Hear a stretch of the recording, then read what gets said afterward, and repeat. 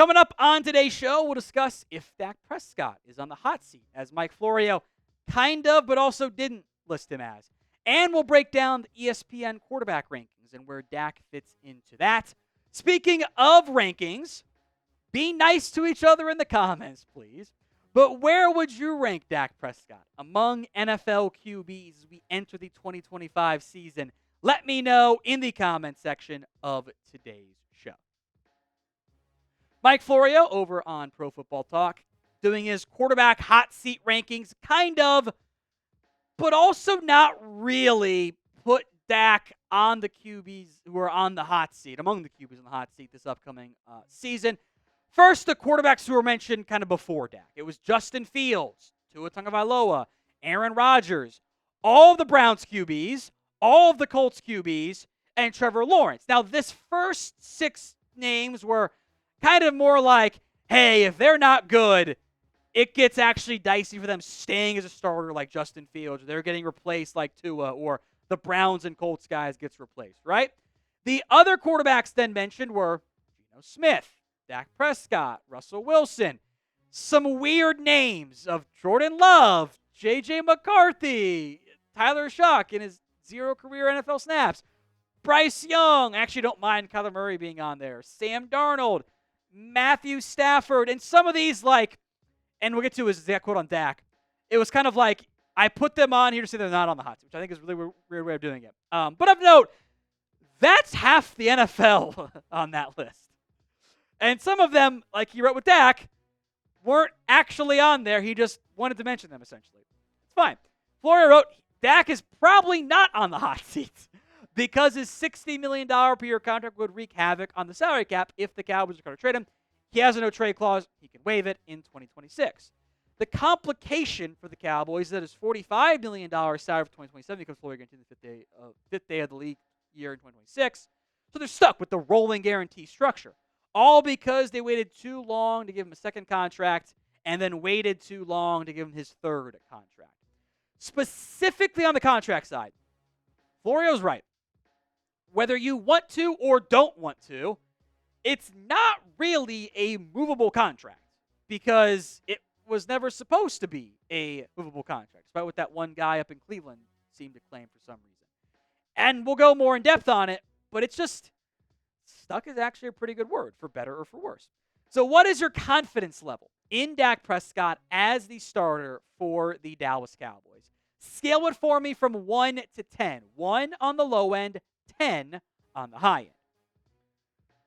The Dak contract is just not one the Cowboys are going to have any interest in shedding because it's just not very movable. This is not, NBA trade offseason where you can just do, the salary swaps 1 for 1. This is not contracts that have no guaranteed money. Here is how the Dak contract breaks down for 2026, acknowledging the rolling guarantee structure that Florio pointed out, which would mean, come week 1, the 2027, or week 50 of the year, the 27 money is guaranteed too.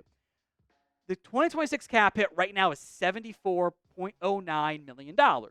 The dead money, if you cut him, is $130. It's a ton of money because rolling guarantee structure. Doesn't make sense to cut him. You could trade him, but that would make it about $90 million. So you're still paying $90 million for him to not be on your roster. You could make him a post-June 1st cut, but that's still just pushing the money off into next year when you're still paying him about the same. So you're not actually saving money. You're not. You're still paying the $130 million at some point. It's just spread over 2 years instead. If you were to restructure Dak as the contract is designed, it brings down his cap hit to $43 million. That's actually not bad at all. In fact, that is actually less than the cap hit he's got in 2025, which is, it happens, but it's pretty unusual that ends up happening. So here's where you're at with the Dak contract. Then we'll talk about Dak, the player. If Dak is good, you're not going to trade him. Like, why would you want to trade a guy that's good? Makes no sense. If he's bad, or knock on wood, worse, if he's hurt, who wants him? Who wants to pay him 40, 45, 55 over the next 3 years? That's not something anyone wants to do. So for better or worse, much like a marriage, stuck is accurate here. Maybe you're happy that he is your quarterback. Maybe you're not. But moving on from Prescott, I guess it's mathematically, technically possible, but you're essentially punting on 2 years at minimum. At minimum, which I don't think would go over very well with some of your other key players on your roster. More on Dak to come and more Cowboys Report videos to come here on the channel. Hit that sub button, youtube.com/@CowboysTV. Let's move then to the ESPN quarterback rankings that came out at the start of this week. Dak did not crack the top 10 of that ESPN ranking, which is really based on NFL personnel voting, executives, coaches, scouts, etc. The top 7 I'm mostly on board with. Baker Mayfield is 10, which I think is, just as an aside in general, these rankings are often very reactionary. Like, Baker had one really good year. It was awesome last year. Is that going to happen again? Kind of an outlier year. Hurts is 9. Jared Goff is 8. Okay. I'm curious how he does without Ben Johnson. Herbert 7. Stafford 6. Get that. Jane Daniels is 5. A little reactionary, but he was awesome, so I get it. The top 4, pick your order. That is the right top 4. I will not hear otherwise. Those are your 4 best QBs in football. Then the honorable mentions were C.J. Stroud, Jordan Love, Kyler Murray, Brock Purdy, then Dak Prescott. Aaron Rodgers, Tua, Bo Nix, the other quarterbacks getting votes on that list. Now, it's not exactly fair to count others getting votes as accurate because you're not ranking the top 15. You're ranking the top 10. So you might have a lot of people picking someone as number 11 or number 12 that aren't getting factored in properly. So I do want to acknowledge that. But if we did do it that way, that would make Dak top 15, make him 15th overall. And I think many of you would argue for him to be higher. I get that. I don't have any real arguments that he should be lower. Like, I'm not surprised nor bothered by the rough ranking of QBs anymore. I refuse to fall for the trap. Talk about it. I won't get mad about it. I don't get Kyler Murray being that high. Because the argument's going to be, oh, Dak doesn't know enough in the postseason. Okay, that's fair. I agree. Got to do more. We all know that. Let's not put Kyler on there then. Like, come on, what are we doing here? That guy had a terrible playoff game. If Dak did what Kyler did in the playoff game, he would never, ever live it down.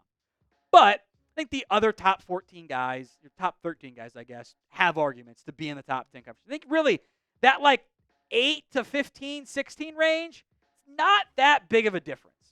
And it's not really, doesn't matter either. If you have one of those guys, you should just try to win around him, build around him, which maybe your team hasn't done properly yet. I want to go in depth on this part too. But will Dak Prescott bounce back in 2025? Y for yes, N for no. Go vote in the comments section of today's show. I do want to acknowledge this. We cannot just blame the injuries for Dak Prescott last season. We can't. That's not fair. That's actually revisionist history. If we say, oh, he was hurt, and write off 2024 altogether. He wasn't hurt at the beginning of the year. He just didn't play well. In fact, I was far more concerned about what I saw in 2024, especially after watching all 22 and not just watching the game, than I was in 2022. Those interceptions in 2022, that was Warner's fault. Receivers are out there running the wrong routes consistently. They'll never say it. Gallup was a huge issue. 2024, those were some bad decisions. Now, I think the overall vibes of that Cowboys team were not very good. I think the coaching staff friction, we'll call it, was not very good either. But you can't have 2024 Dak show up again. You need him to bounce back this year. You need him to be the best version of himself, which has been a clear top 10 quarterback. If not even in that, like, maybe he's just in the 5th spot behind the other big 4 guys. If you don't get a bounce back year from Dak Prescott, I get nervous about the way this team looks. It might be real bad because you kind of attached your head coach and quarterback together, which I question how smart that was overall, given who that coach is. But it's not just a rough outlook for 2025.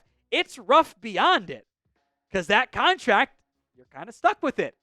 So he needs needs to play well. He's always bounced back after an injury. He has to do it again this season.